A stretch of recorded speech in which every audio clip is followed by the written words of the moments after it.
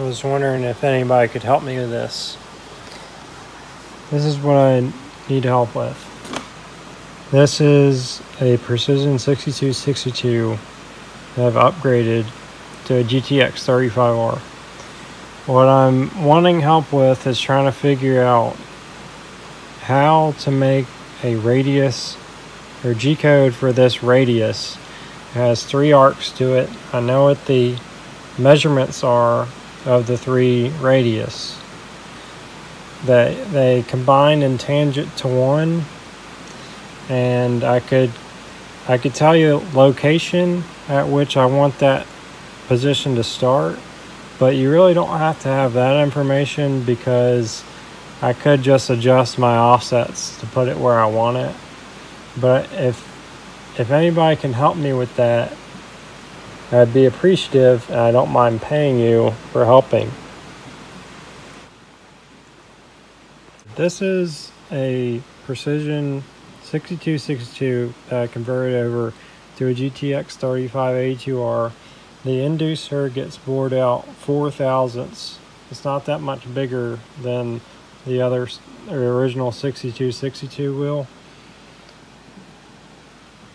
But I like this version because we convert to dual ball bearing, and it's a Garrett center cartridge.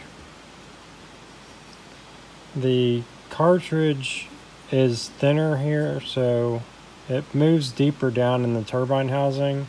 Because this one was a 6262 wheel, the turbine housing is already machined for the turbine wheel, but I have to machine the turbine housing for the cartridge to move deeper inside of the housing because of the difference of the depth of the ball bearing center cartridge.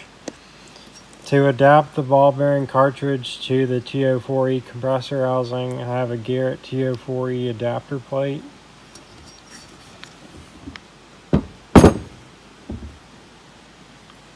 And this is what it looks like after I machined the turbine housing.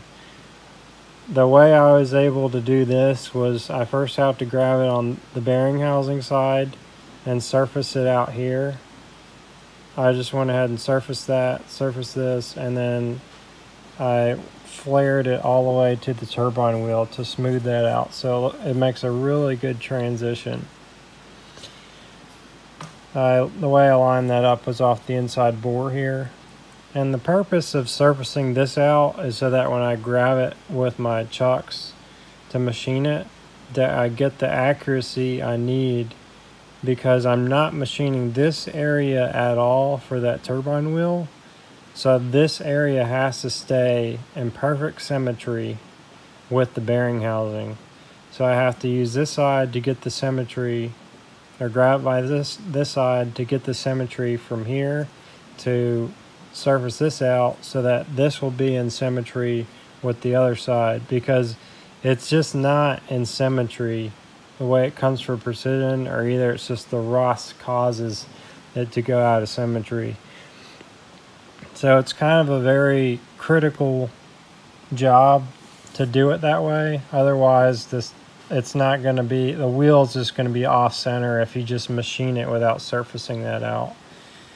But this turned out really nice.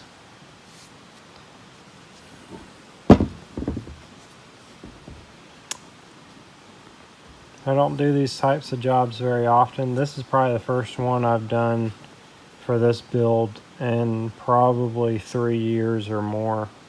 I think it's actually been more like 4 or 5 years. But it's still a very cool build, because it looks like a precision turbo, but it's not.